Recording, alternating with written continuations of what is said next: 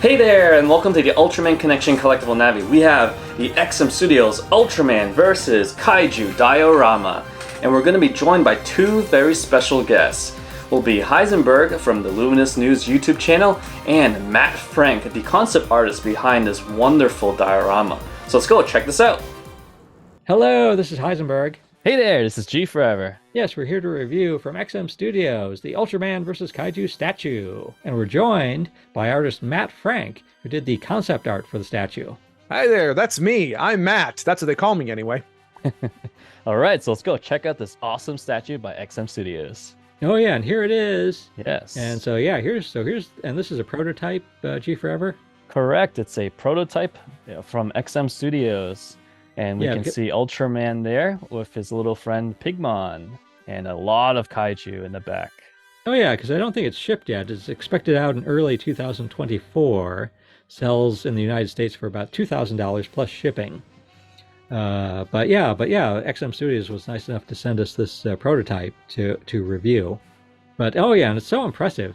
I really need to get a hold of one of these for myself because y'all have seen it, but I haven't actually gotten this. This is actually, I think, the best look I've had at it yet.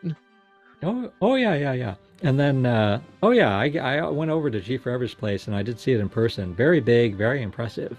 But I'm curious, Matt. So how did the idea of the statue first come about?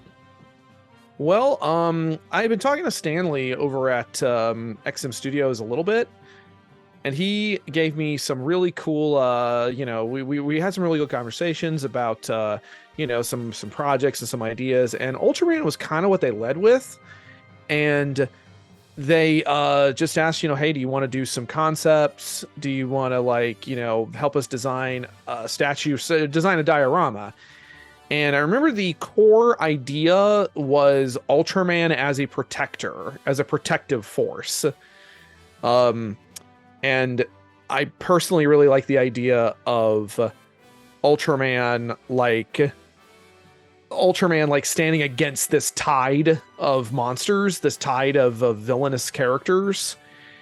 And yeah. Oh yeah. It's so cool that they're all there, together. Yeah, a lot of the famous ones from the original show. Yeah. I definitely wanted to tap into the ones that the big super popular ones, Gomorrah and Baltan and Zeton and Telesdon and his dumb face there. I love him though.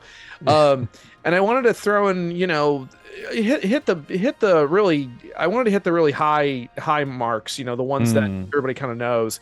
Upon retrospect, I would have been nice to have thrown in a weird one, like an obscure one. Yeah, like what's his name, Gango. But then nice. he's the one with the weird pincher hands. He's got the clamps. Yep. And but I figured I'll stick to the big ones, and and I came up with a couple of drawings, just a couple of relatively quick concepts.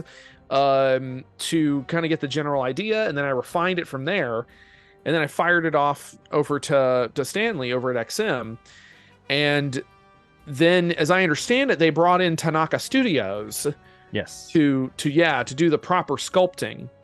And it's funny because my original concept, I think I was stylizing the monsters a little bit more, I was a little more comic booky with it because I wasn't quite sure how they were going to do it, how exactly they were going to approach it. So I just kind of had fun with it. And then seeing it now, it's they went way on model with it. Yes, they did. These guys, they really look like the suits, which is something I actually appreciate. I also think for the first big Ultraman release from XM, this was probably the direction to go in because, you don't want to get too stylized out the gate, especially when you're asking $2,000 a pop for these guys. But they really did, they captured what I was going for. They kept, Red King has his big boulder. Excellent. Dada's doing whatever I had him doing. He's just kind of doing the Dada thing. Yeah.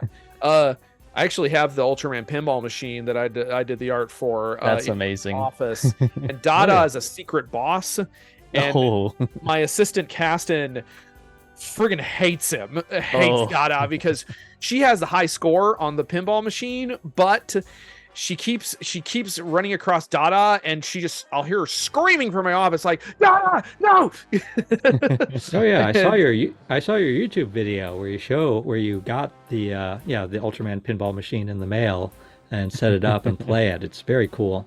Yeah, That's thankfully amazing. nobody lost any fingers or toes doing that. That was a 3-person job. We only had 2. But I really enjoyed working on this. This was a cool little thing, and well, I say little, I mean look at it. It's huge. Oh yeah, It's ginormous. Oh yeah, it's very big and very heavy too because it's resin, right? Right, Yes. GForever? Yeah, it's polystone and resin, and just amazing details that it's captured. Like if you look at the eyes of Bemula or any of the characters, they're just so well done. Oh yeah. Yep. I really Oh, yeah. appreciate the little Oh details. yeah, I love all the There's so much detail in the sculpture, and it's painted so well that I was very impressed by seeing it.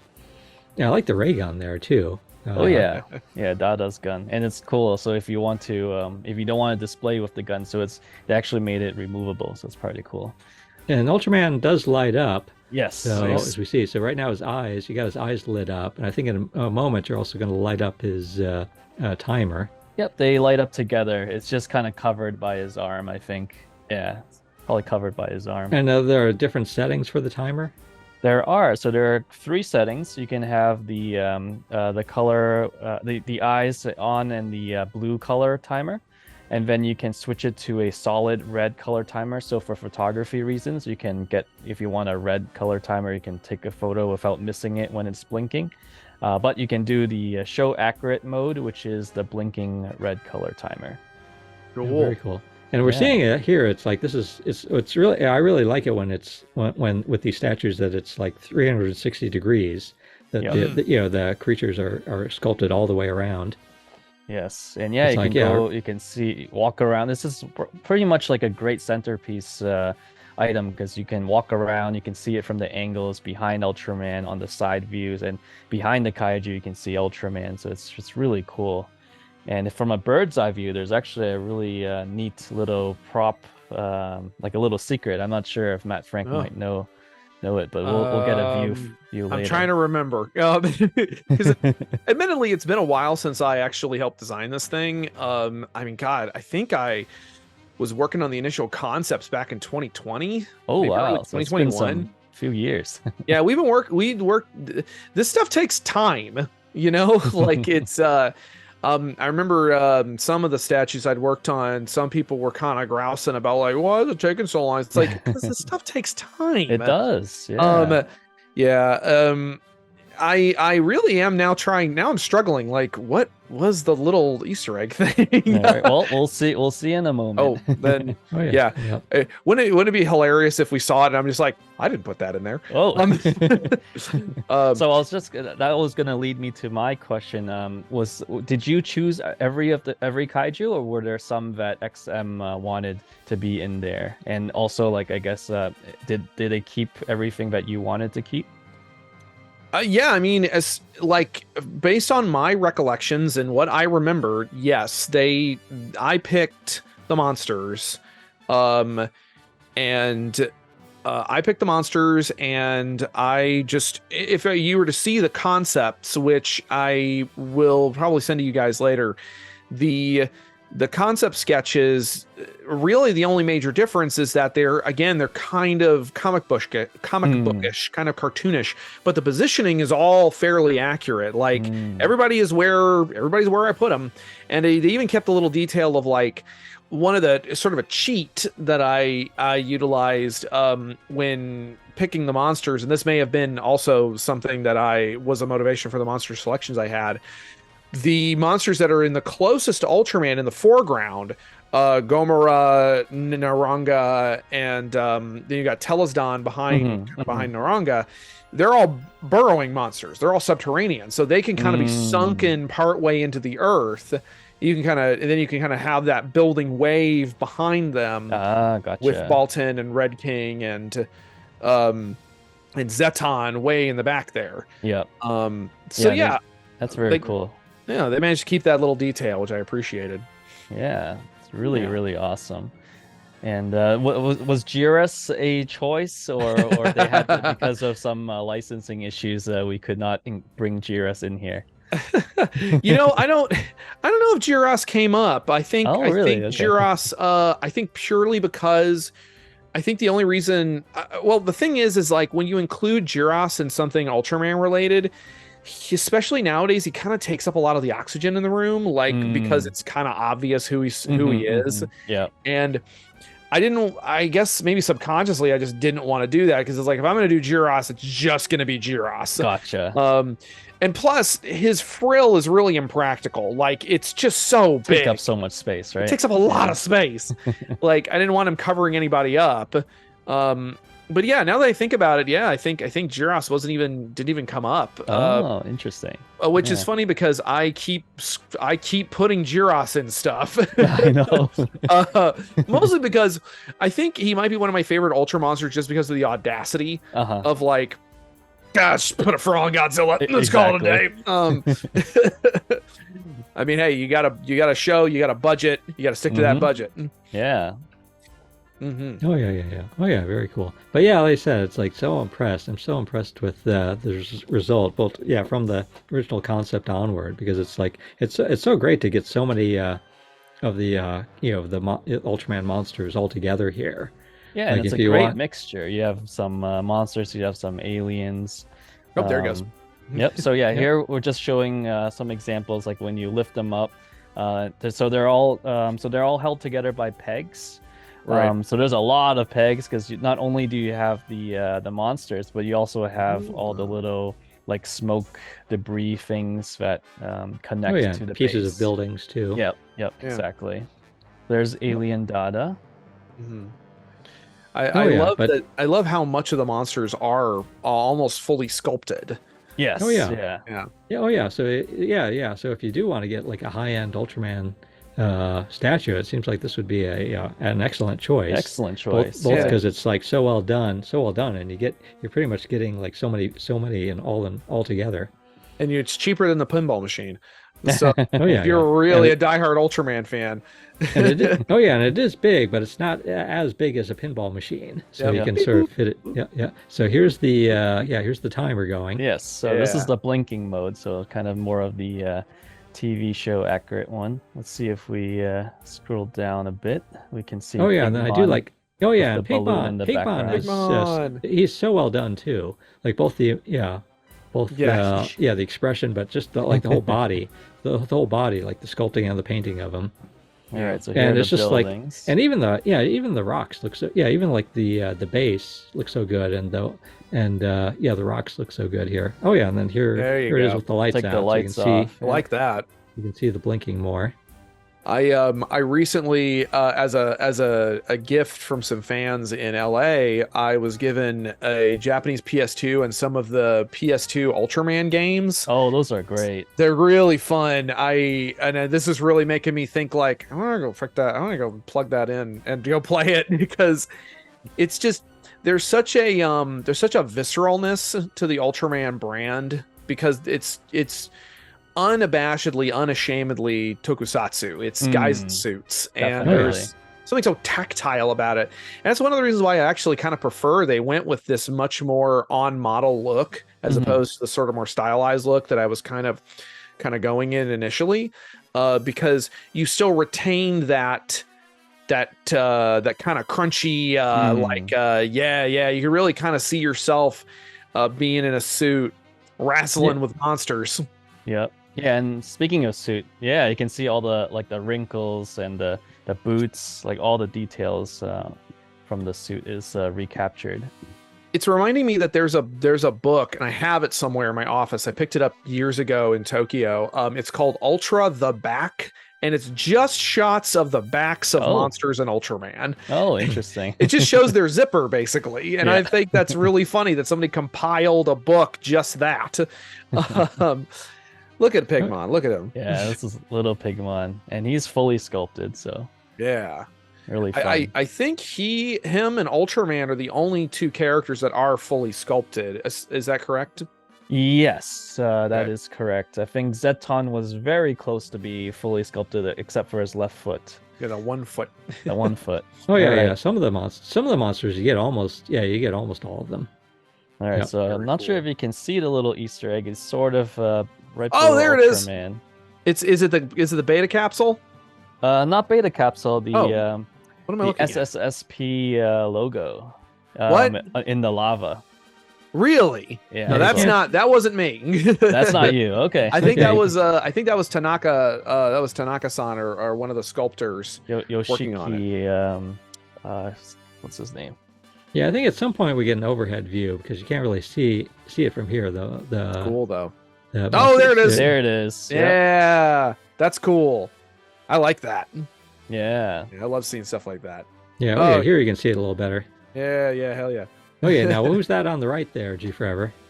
All right, so this is the XM Studios 30 centimeter Ultraman Spatium Beam version. So this is if you just want to purchase Ultraman separately, and we do notice although it's the same sculpt, the paint work is slightly different. On the right side, you have a little bit of that blue tint on the Ultraman's helmet there. Which is interesting because I think in the Marvel version of Ultraman, I think they really emphasize that blue tint, and whereas the original Ultraman, they don't have that tint as prominent. So this is kind of neat. So a little Cool. difference. They are interswappable, so if you want to put the standalone Ultraman in place of the diorama one, you can. We also noticed the like where the foot is. There's some kind of like dirt pattern, whereas the standalone one has more of a clean look. Ah. It's Yeah. it probably would have been too granular, but I think it would have been funny if they release like A-type mask and Oh, B-type yes, mask yep. and C-type mask, where you have like that really early Ultraman mask where it's like they were trying to make his mouth move. Oh, hey. Yeah. Who are these guys on the right here? All right. So XM Studios also just announced the Ultra 7 and Ultraman Zero father and son duo statue. Very cool. So one of the things that I love is, like GForever pointed out, it's a father and son set because it's Zero is the son and 7 behind him is the father.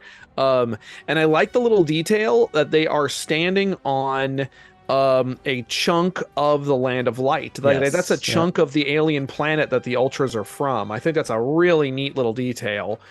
And here's Ultraman standing up. Is this also XM Studios? It is, and I believe this one is the standalone one with the blue tint on the head. So there's two of them now. There's two of them. So one of them, I'm not sure if it comes with the diorama or not, but this one has like is similar to the other one where you have the dirt on the shoes on the right, and then and then the standalone one is more of a clean look. So you can pose Ultraman standing in front of the kaiju, or you can have him posing attacking the kaiju. All right, let's bring out some comparisons. So here is the 6-inch Bandai Movie Monster Series Shin Ultraman figure. We can see the difference in size when you put Shin Ultraman next to all the different kaiju and Ultraman himself. All right, here's a fan favorite, the SH Figuarts Ultraman C-Type. And here's the size difference. So, of course, the Figuarts has articulation. And here's SH Figuarts Zeton. So we can also see the size difference between Ultraman and the different kaiju. Yeah, so we can see XM is definitely much larger. Alright, here's a CCP 30 centimeter Ultraman Type C. This one also features the light up eyes and color timer, but there is a time limit, so it's once you press it, and it's a little tricky. There's a little red sticker to tell you where the button is inside the figure, but both have really nice detail and very close in look, so very neat. All right, here's a CCP Naronga, also in the 30 centimeter scale. So we can see the differences with this figure. There's a little bit of articulation, whereas the statue from XM is polystone, and the CCP figures are made of soft vinyl. Here's a 6-inch movie monster series Shin Noranga. Again, just to see the size difference. And here is Jiras, who did not make the list. This is the X Plus Dai Kaiju series, or large monster series, 25 centimeter. And if Jiras was in the picture, I think he would make a nice look good in the far back there because of his large frill. Oh yeah, and just look at this photo there. It's just so Very cool. cool. So cool to see like all the layers of so many monsters. You can really see the star on the top of the SSP symbol there. Yeah, that was Yes. definitely an embellishment that I'm glad they added. On the left, we have Naranga, and then right in the center, Ultraman's slightly covering, but that's Gomora. And then we have Alien Dada on the right, and then followed by Bemular, and Baltan Seijin in the center. There is Baltan right there. And right behind Baltan is Red King holding his big boulder. And that's a really nice looking boulder. Yeah, that boulder looks so good. Surprising Okay, what you can do with texture. Oh, yeah. So Baltan again. And then there's right to Baltan's side is Telsadon. And of course, the big baddie, Zeton. He makes that little noise. Oh, yeah. Yeah. I hate to correct you, GForever, but it's Telesdon. Telsadon, I'm sorry. Did you call it what did you say? Tesladon? Something like that. Tesladon's actually a really good name. That's a good name for like a monster or just a dinosaur. Yeah. Yeah. This is the thing is when you read the subtitles, but you don't actually say them out loud, you know? Oh sure. Oh sure. I totally get it, man. Well, as soon as you picked Gomora, did you then choose to put Pigmon into the, I guess, into your concept art? Well, I knew I wanted Ultraman protecting somebody or something. Okay. And I mean, it would be the obvious choice would be people, but then you'd have to sculpt people, and it's like, how many people will we do or whatever, and it's just. Or would I do the Science Patrol? But the Science Patrol wouldn't necessarily be hiding behind Ultraman. They'd be out there fighting with him. Yeah. Pigmon is the go-to because Pigmon is so unbelievably vulnerable and absolutely not a fighter. So, it's been a great time chatting with you, Matt. So yeah, we very much appreciate it. Well, I really appreciate that. Thank you guys for having me on. Okay, everybody, this is Heisenberg. Right. And GForever, and be sure to check out UltramanConnection.com for more cool Ultraman stuff.